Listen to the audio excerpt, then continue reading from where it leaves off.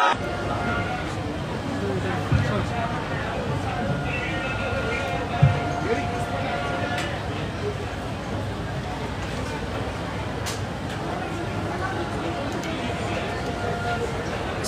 ঠাকুর, শ্রী মা ও শ্রী স্বামীজি মহারাজের প্রতিকৃতিতে পুষ্পার্ঘ্য প্রদান করলেন।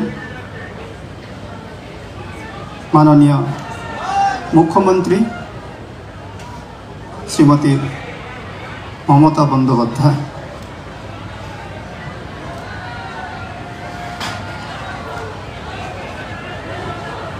মাননীয় মুখ্যমন্ত্রীকে পুষ্পস্তবক দিয়ে বরণ করবেন পূজনীয় শ্রীমৎ স্বামী লোকোত্তরানন্দজি মহারাজ, অধ্যক্ষ তথা সম্পাদক কামারপুকুর রামকৃষ্ণ মঠ ও মিশন।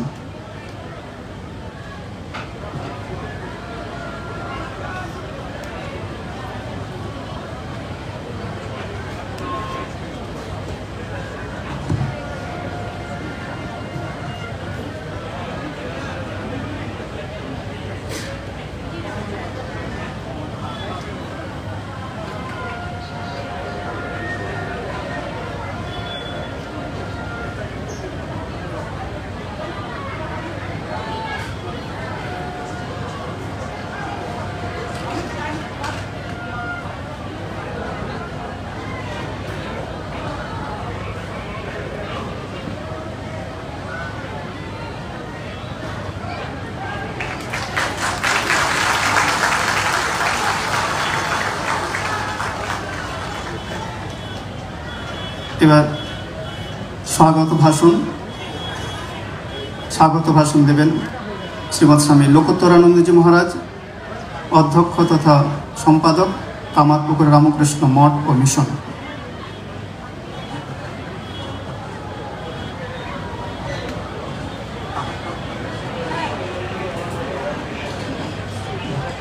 ভগবান শ্রী রামকৃষ্ণ দেব, বিশ্বজননী শ্রী মা সারদা দেবী, শ্রী শ্রী স্বামীজি মহারাজ এবং অন্যান্য দেবদেবী তাঁদের সকলের শ্রীচরণে আমি ভক্তিপূর্ণ প্রণাম জানাই। আজকে একটি বড় আনন্দের দিন। ভগবান শ্রীরামকৃষ্ণ দেবের পূর্ণ জন্মভূমি এই কামারপুকুর, সেখানে আজকে আমরা পেয়েছি আমাদের পশ্চিমবঙ্গের মাননীয় মুখ্যমন্ত্রী মমতা বন্দ্যোপাধ্যায়। তিনি ব্যস্ততার মধ্যে অনেক দূর থেকে অনেক কষ্ট করে আমাদের এখানে এসেছেন। আমরা সবাই ভীষণ আনন্দিত। আমরা সবাই রামকৃষ্ণ মঠ, রামকৃষ্ণ মিশন কামারপুকুরের তরফ থেকে এবং সকলের তরফ থেকে অন্তরের অন্তঃস্থল থেকে স্বাগত জানাই। আজকে আমাদের কামারপুকুর রামকৃষ্ণ মঠ ও রামকৃষ্ণ মিশনের একটি নতুন অতিথি নিবাস এবং পার্কিং তৈরি হবে।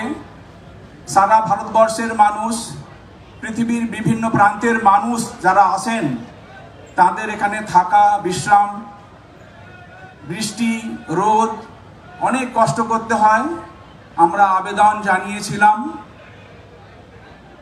সরকারের তরফ থেকে, তারা আমাদেরকে এই নতুন অতিথি নিবাস তৈরি করে দেবেন এবং গাড়ি রাখার খুব অসুবিধা, অনেক দূর থেকে অনেক বাস আসে, সেইগুলি আশ্রমের কাছে রাস্তার ধারে রাখতে হয়, যেখানে গাড়ি চলাচল অসুবিধা হয়ে যায়। সেখানে একটি পার্কিংয়ের ব্যবস্থা করে দিচ্ছেন, যেটা এতদিনের অসুবিধা দূর হয়ে যাবে। এছাড়াও তিনি ভগবান শ্রীরামকৃষ্ণ দেব, মা সারদা দেবী, স্বামী বিবেকানন্দ তাদের আদর্শকে অনুসরণ করে যে মানব সেবা, শিব জ্ঞানে জীবের সেবা যে আদর্শ, সেই আদর্শকে অনুসরণ করে তিনি মানুষের সেবা করেন। আমাদের রামকৃষ্ণ মঠ ও রামকৃষ্ণ মিশনের বহু কাজ তিনি করে দিয়েছেন, করছেন এবং আরো করে যাবেন, এটাই আমরা আশা রাখি। আমাদের কামারপুকুরে যে দাতব্য চিকিৎসালয় রয়েছে, যেখানে বিনা পয়সায় মানুষের চিকিৎসা হয়, আমাদের স্কুল রয়েছে, আমাদের মেয়েদের জন্য পল্লী মঙ্গল রয়েছে, সেখানে সরকারি সাহায্য আমরা পাই এবং তার দ্বারা মানুষের সেবা করে থাকি। আমরা অনেক কিছু তাদের কাছে পেয়েছি। ভগবান শ্রীরামকৃষ্ণ দেবের যে সাধনা স্থান, একটি শ্মশান, সেই শ্মশানটি বুধি মডেলের শ্মশান, সেখানেও আমাদের ডেভেলপমেন্টের কাজ তারা করে দিচ্ছেন, কাজটি চলছে। এইভাবে আমি ঠাকুর মা স্বামীজির চরণে প্রার্থনা জানাই, তাদের আদর্শকে যারা ধরে রাখবেন তারা জীবনের চলার পথে অবশ্যই সফলতা লাভ করবেন। আমি জানি তিনি শ্রীরামকৃষ্ণদেব, মা সারদা দেবী, স্বামী বিবেকানন্দ তাদের আদর্শকে হৃদয়ে ধারণ করে শিব জ্ঞানে জীবের সেবা তিনি করে চলেছেন, মানুষের সেবা করে চলেছেন। ঠাকুর মা স্বামীজির চরণে আমি অন্তরের অন্তঃস্থল থেকে প্রার্থনা জানাই, তিনি জীবনে সফলতা লাভ করুন।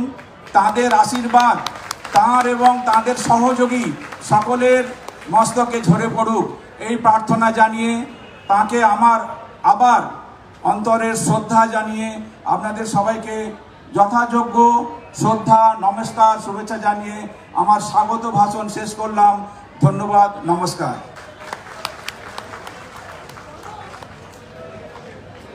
পূজনীয় সম্পাদক তথা অধ্যক্ষ মহারাজ, কামারপুকুর রামকৃষ্ণ মঠ ও মিশন, শ্রীমৎ স্বামী লোকোত্তরানন্দজি মহারাজকে প্রণাম জানাই। এরপর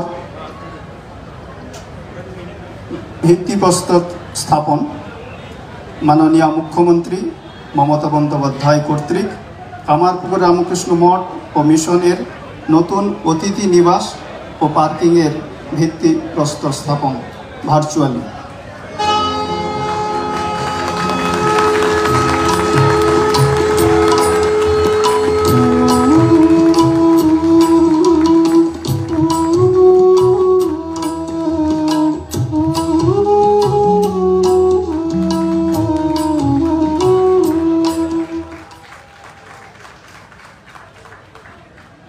এরপর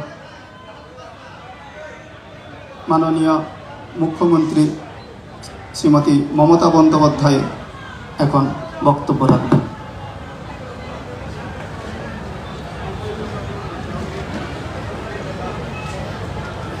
আমি প্রথমে প্রণাম জানাই আমাদের জয়রামবাটি কামারপুকুরে সকল মহারাজ, সেবায় অঞ্চলের সমস্ত সাধারণ মানুষ, স্বেচ্ছাসেবক, প্রশাসন, মিডিয়া এবং ছাত্রছাত্রীদের, শিক্ষক শিক্ষিকাদের সকলকে আমি প্রণাম জানাই স্বামী লোকেত্তরানন্দ মহারাজকে, যিনি প্রধান মহারাজ, স্বামী জ্ঞানানিত্যানন্দ মহারাজ, স্বামী কল্যাণেশ্বরানন্দ মহারাজ,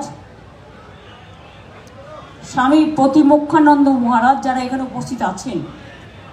এছাড়াও বাড়িতে উপস্থিত আছেন, মানে মন্দিরে, স্বামী আদ্রিজানন্দ মহারাজ, স্বামী প্রণবানন্দ মহারাজ, স্বামী দয়ারূপানন্দ মহারাজ, স্বামী নিহিতানন্দ মহারাজ, স্বামী পুরোহরানন্দ মহারাজ, স্বামী যাদবাত্মানন্দ মহারাজ, আমার chief secretary Manoj Pant, DG police Rajiv Kumar, Antara DM এবং এসপি কামনাশিস সহ সকল প্রশাসনের সকলকে, আমার এখানে ডক্টর রত্না নাগ থেকে শুরু করে, অসীমা থেকে শুরু করে, বেচা থেকে শুরু করে, মিতালি থেকে শুরু করে, তপন থেকে শুরু করে, রমেন্দ্র থেকে শুরু করে, কৃষ্ণা থেকে শুরু করে, সবার নাম হয়তো বলতে পারছি না, অনেক পুরোনো দিনের সমীর ভান্ডারী। এই তোমার নামটা কি গো? তুমি কি গোঘাটের? কি করো?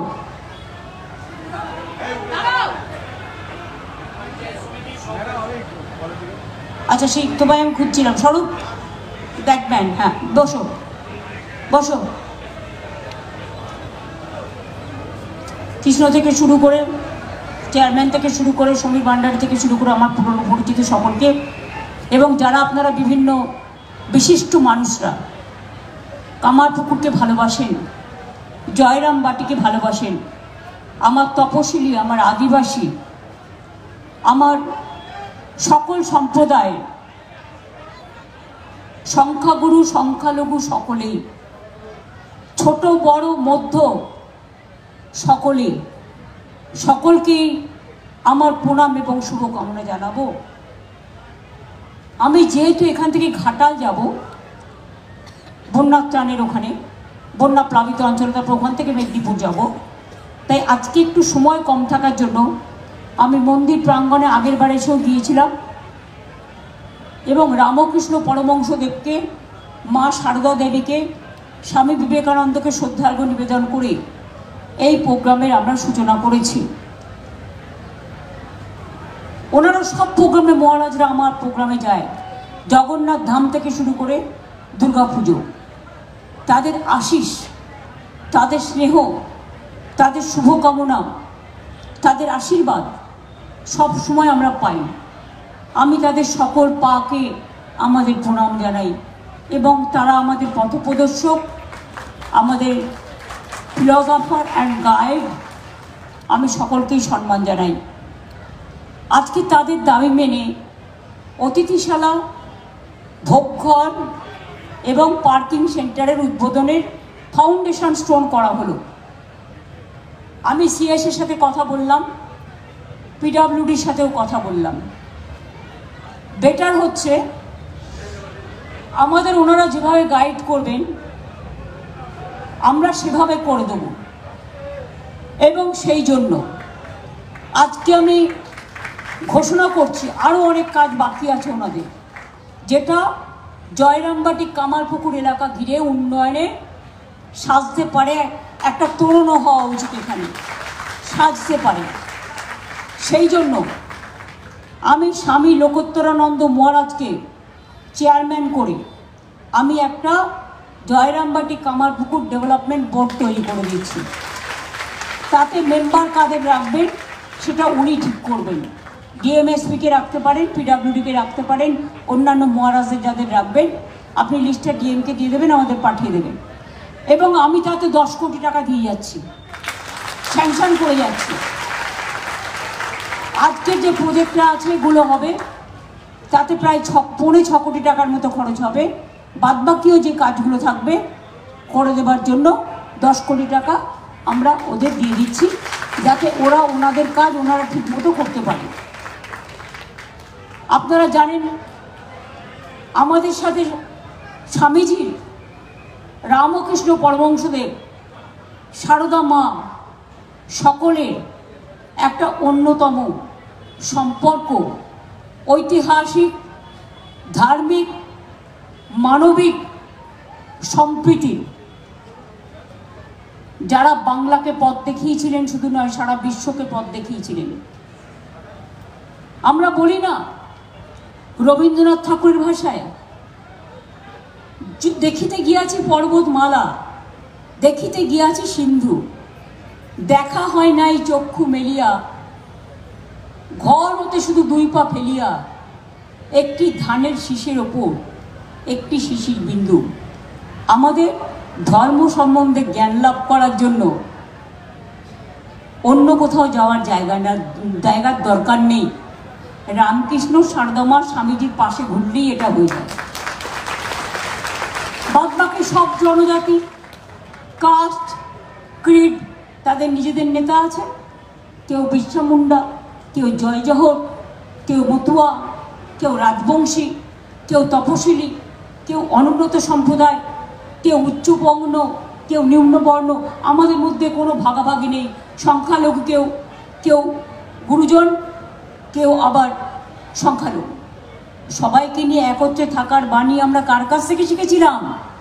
রামকৃষ্ণ পরমহংসদেব। আজকে আমার সময় নেই, তা নাহলে আমি ঘন্টার পর ঘন্টা এই সাবজেক্টে বলতে পারি। আমি 3টে কথা বলবো।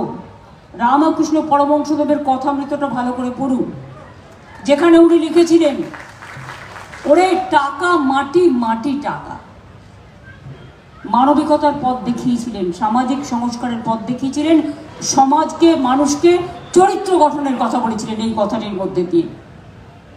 দুই কি বলেছিলেন?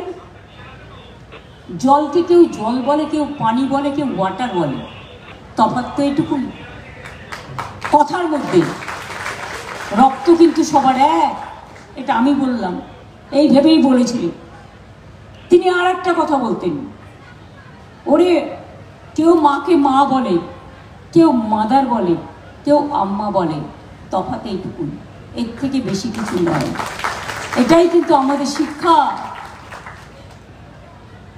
আমি এখানে অরুণ গৈসহ সকলকেই যেতে পারছি, যাদের অনেকের হয়তো নাম আমার বলা হয়নি, এটা কিছু মনে করবেন না, সবসময় সময়ের কম থাকার জন্য হয়। আর স্বামীজি কি বলেছিলেন? যখন ভারতবর্ষের স্বাধীনতা আন্দোলনের উত্থানের স্বপ্নও কেউ ভাবতে পারেনি, তিনি হিন্দু ধর্মকে জয় করে এলেন শিকাগোতে গিয়ে। কত কষ্ট করতে হলো, রাস্তার ধারে বসে থাকতে হয়েছে, ট্রেনের কম্পার্টমেন্টে বসে থাকতে হয়েছে, বিদেশি মহিলা তাকে স্থান দিয়েছে, গ্রহণ করেছে, শিকাগোয় বক্তৃতা দেবার সব ব্যবস্থা করে দিয়েছে। যখন তিনি প্রথম ঢুকেছিলেন, অনেকে ভাবছিল আরে এ আর কি করবে, মাত্র 39 বছর বয়সে উনি যা করে গেছেন তা আর কেউ করে দেখাতে পারবে না, এটা আমি বিশ্বাস করি। এবং উনি বলতেন এমন একদিন আসবে, নেতৃত্ব উঠে আসবে চামারের ঘর থেকে, কৃষকের ঘর থেকে, নিম্নবর্ণের ঘর থেকে। অনেক চিন্তা করেই বলেছিলেন। তিনি বলেছিলেন unity is strength and weakness is fall. তিনি বলেছিলেন ডিভাইড ইজ ফল। তিনি বলেছিলেন ভারতবর্ষের কল্যাণই আমার কল্যাণ, ভারতবর্ষের মৃত্তিকা আমার গর্ব। তখন ভারতবর্ষে ইউনাইটেড ছিল, একসাথে ছিল। তিনি কোন ভাষায় কথা বলতেন? বাংলা ভাষায়। এটা মাথায় রাখবেন। স্বামীজি হোক, নেতাজি হোক, রামকৃষ্ণই হোক, সারদামাই হোক, ছোট্ট ছোট্ট কথার মধ্যে দিয়ে কথা অমৃত, মানে কথা অমৃত সমান করে দিয়ে গেছেন। আর আমাদের তপবনের মুনি ঋষিরা বলেছিলেন ছিন্নন্ত বিশ্বে অমৃতস্য পুত্রা। সারা বিশ্বের পুত্রকে, পুত্র এবং কন্যাকে অমৃতের সন্তান বলেছিলেন। কারা? আমাদের তপবনের। ঋগ্বেদ পড়ে না, অথর্ববেদ পড়ে না, সামবেদ পড়ে না, ঋগ্বেদ পড়ে না, জানে ধর্মের মানেটা কি। এক ধর্ম আর এক ধর্মকে সহনশীলতায়, আদরে, স্নেহে, শুভকামনায় একত্রিতভাবে রাখবে, এটাই ধর্ম। বলুন তো, বেলুড় মঠে গিয়ে আমি যখন প্রথম দেখলাম ওখানে একটা দরগা আছে মুসলিমদের, তখন সুইতানন্দ মহারাজ জেনারেল সেক্রেটারি ছিলেন, শান্তনু ছিল। আমি জিজ্ঞেস করলাম দক্ষিণেশ্বরে বেলুড় মঠের মধ্যে মুসলিম দরগা? ওনারা বললেন এটা তো স্বামীজির সময় থেকেই আছে। তাই তারা বেলুড় মঠে যদি মানুষকে প্রাণ দিতে পারে, জান দিতে পারে, রামকৃষ্ণ মঠে দিতে পারে, তাহলে কারা গুলিয়ে দিচ্ছেন আর বলে দিচ্ছেন বাংলা মানে কোনো ভাষাই নেই? আরে বাংলা ছাড়া ভারত হয় না পৃথিবী হয়? জাতীয় সঙ্গীতের ভাষা রবীন্দ্রনাথ ঠাকুর, বন্দে মাতরম বঙ্কিমচন্দ্র চট্টোপাধ্যায়, হিন্দু পথ প্রদর্শক রামকৃষ্ণ, স্বামী বিবেকানন্দ, সারদা মা, সমাজ সংস্কারক ঈশ্বরচন্দ্র বিদ্যাসাগর, রাজা রামমোহন রায়, নেতাজি জয় হিন্দ স্লোগান, নেতাজি সুভাষচন্দ্র বোস, এরকম প্রচুর নাম আছে বলা যায়। কিন্তু যেহেতু সময় সংক্ষেপ, আমি এটুকু বলতে পারি রামকৃষ্ণ পরমহংসদেবের যে ধর্ম সর্বধর্ম সমন্বয়, আমি এটাকে বিশ্বাস করি, এটাকে আমরা পাথেয় করি। ছোটবেলায় আমাদের বাবা মায়েরা এটা কানের কাছে মন্ত্রের মতো আমাকে বলতেন। নতুন করে আমাদের শিখতে হবে না, ওখান থেকে যা শেখার আমরা শিখে নিয়েছি। আর একবার যা ব্রেনে নিয়ে নিয়েছি ওটা ড্রেনে যাবে না, এটাই থাকবে। চিরজীবন এটাকেই সঞ্চয় করে বাঁচবো, এটা দিয়েই সঞ্চারিত হব, পুষ্পিত হব, সুরভিত হব, আপ্লুত হব, বিকশিত হব, সুশোভিত হব, পুঞ্জীবিত হব। মনে রাখবেন, আমাদের ভাষাকে নিয়ে কেউ খেলবার চেষ্টা করবেন না, অসম্মান করারও চেষ্টা করবেন না। পরে সমস্ত অনেক বই ইংলিশে ট্রান্সলেশন হয়েছে, দ্য আদার ল্যাঙ্গুয়েজ অলসো, যাতে সবাই জানতে পারে। কিন্তু যখন প্রথম কথাগুলো লিখেছিলেন তখন কিন্তু বাংলা ভাষাতেই লিখেছিলেন। কথামৃত আমার মুখস্থ, স্বামীজির তরুণের স্বপ্ন, নেতাজি সুভাষচন্দ্র বোসের আমরা ট্যাব দিই স্কুলে, যে স্মার্টফোন দিই তার নাম, স্বামী বিবেকানন্দের বাড়ি বিক্রি হয়ে যাচ্ছিল, আমি খবর পেয়ে একদিনের মধ্যে অধিগ্রহণ করে স্বামী বিবেকানন্দ যারা ট্রাস্টি তাদের দিয়ে দিয়েছিলাম। সিস্টার নিবেদিতা সবাই ভুলে গেছিল, তার বাড়িটাও আমি অধিগ্রহণ করে দিয়ে দিয়েছিলাম। এবং শুধু তাই নয়, দার্জিলিংয়ে তিনি যেখানে দেহত্যাগ করেছিলেন সেই বাড়িটাও আমি দিয়ে দিয়েছিলাম। কোনো হেরিটেজ নষ্ট করতে দিইনি, কারণ এরা আমাদের প্রাণপুরুষ, এরা না থাকলে জগৎ সংসার চলে না। মানুষ ধর্মের মধ্যে কি পায়? শান্তি পায়, স্বস্তি পায়, প্রার্থনা জানায়, ভক্তি জানায়, আর নিজের মঙ্গল কামনা করে, সবার মঙ্গল কামনা করে। সেই জায়গাটা যদি হারিয়ে যায়, আমরাও তো হারিয়ে যাব। কাজে ইতিহাসকে ভোলা উচিত নয়, ইতিহাসকে মাথায় রেখে পায়ে রেখে মানে পদধূলিতে প্রণাম জানিয়ে, সম্মান জানিয়ে তবেই জীবন গড়ুন। স্বামীজি বলতেন নৈতিক চরিত্র গঠনের কথা, এর থেকে বড় কথা আর কিছু হতে পারে না। আজকে নৈতিক চরিত্র গঠনের পালা, ইতিহাসকে রক্ষা করার পালা, ধর্মকে রক্ষা করার পালা, সম্প্রীতিকে রক্ষা করার পালা, মানবিকতাকে রক্ষা করার পালা, সৌজন্যতাকে রক্ষা করার পালা, ভদ্রতাকে রক্ষা করার পালা। সবাই ভালো থাকুন, সুন্দর থাকুন। এই জায়গাটা এমনই একটা জায়গা, কামারপুকুর, একদিকে চলে যাচ্ছে হুগলি, অন্যদিকে বাঁকুড়া, বিষ্ণুপুর, গোপীনাথপুর, শিহর। আমার খুব মনে পড়ে সেদিন যদি কামারপুকুরের আশ্রম তাদের না খাবার দিত, তারা দুটো খেতে পেতেন না। তখন আমি রেল মিনিস্টার ছিলাম, আমার মনে আছে কি অত্যাচার চলেছিল। আর সব মানুষ, আমি যখন রাত 12টায় খবর পেয়েছিলাম পুকুরের মধ্যে গলা ডুবে বসে আছে সিপিএমের আমলে, এবং কেউ, আর ওরা রান্না করে খাচ্ছে মাংস, মদ মাংস রান্না করে খাচ্ছে, আর মানুষগুলো কোথায় ছিল?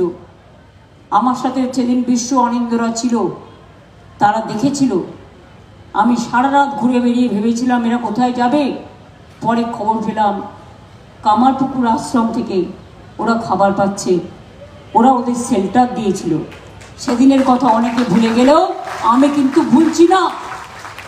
একদিকে গোঘাট, একদিকে খানাকুল, একদিকে পরশুরা, একদিকে ওদিকে আপনার গোপীনাথপুর, ওদিকে শিওর, তার পাশে কোতলপুর, জয়পুর, পুরো বিষ্ণুপুর সাব ডিভিশনের টোটাল বাঁকুড়ার ম্যাক্সিমাম জায়গা এখানে ঘিরে আছে। তাই বাঁকুড়ায় সার্কিট হাউসেও আমি যখন যাই, আমি দেখি মা শারদার একটা ছবি ওরা রেখে দেয়। আমার আসনেও আছে, আমার ঠাকুরের আসনেও আছে। কারণ আমরা যেটা ছোটবেলা থেকে শিখেছি সেটা কেউ মেরে ফেললেও ভুলতে পারবো না। এইটুকু যেন মনে রাখতে পারি, শ্রদ্ধাজনদের যেন শ্রদ্ধা জানাতে পারি। মহারাজদের আমাদের অনেক প্রণাম, আমাদের অনেক শুভকামনা, তারা যেন সুস্থ থাকেন। তারা সব ভালো কাজ করেন, সমাজ সেবা করেন, আর্ত মানুষের সেবা করেন, বন্যা হলে গিয়ে নিজেরা জলে গিয়ে সেবা করেন। আর আমাকে মাঝে মাঝে মুড়িও দেয়, জানেন তো, ভাজা মুড়ি কামারপুকুরে, সে পাঁপড় টাপড় দিয়ে দারুণ করে ভাজে। আমি শুধু বলেছি ঝাল ছাড়া, কারণ মাথায় মারার পর থেকে আমি ঝালটা খাই না। কাজে ওদের কাছে ওদের সাদা বোঁদে কত বিখ্যাত, নাড়ু। আমি তো বাড়িতে গিয়ে দেখে এসছি কি সুন্দর আগলে রেখেছেন, যেখানে রামকৃষ্ণ পরমহংসদেব থাকতেন, সেই ভিটেটা দেখে ধন্য হতে হয়। আমি খুব ভালোবাসি এইগুলোকে। ভালোবাসার মধ্যে আমি বলেছি আমি 2 দিন এসে থাকবো ওখানে, আমি জাস্ট প্রেয়ার করবো, নাথিং এলস, যখন আমি সুযোগ পাবো। আজকে যেতে পারলাম না কারণ আমার ঘাটাল যেতে হবে, এখান থেকে অনেকক্ষণ যেতে হবে, আর সারা রাস্তায় মানুষ দাঁড়িয়ে আছে, পরে আমার গাড়ি 5 কিলোমিটারও চলছে না, ফলে আমার হয়তো সন্ধ্যা হয়ে যাবে ওখানে যেতে। তাই ক্ষমা চেয়ে নেবো, আর সবার সুস্বাস্থ্য কামনা করে, সম্প্রীতি কামনা করে নোটিফিকেশানটা সিএস কালকেই করে দেবে। বাদ বাকি আপনারা যাকে যাকে নিতে চান আপনারা বোর্ডে নিয়ে সম্পূর্ণ করে পাঠাবেন। তারপরে আপনাকে আমি ঘোষণা করে দিয়ে গেলাম, আপনি একটা বোর্ড তৈরি করে আমাদের কাছে পাঠিয়ে দেবেন। থ্যাংক ইউ, নমস্কার, ভালো থাকবেন।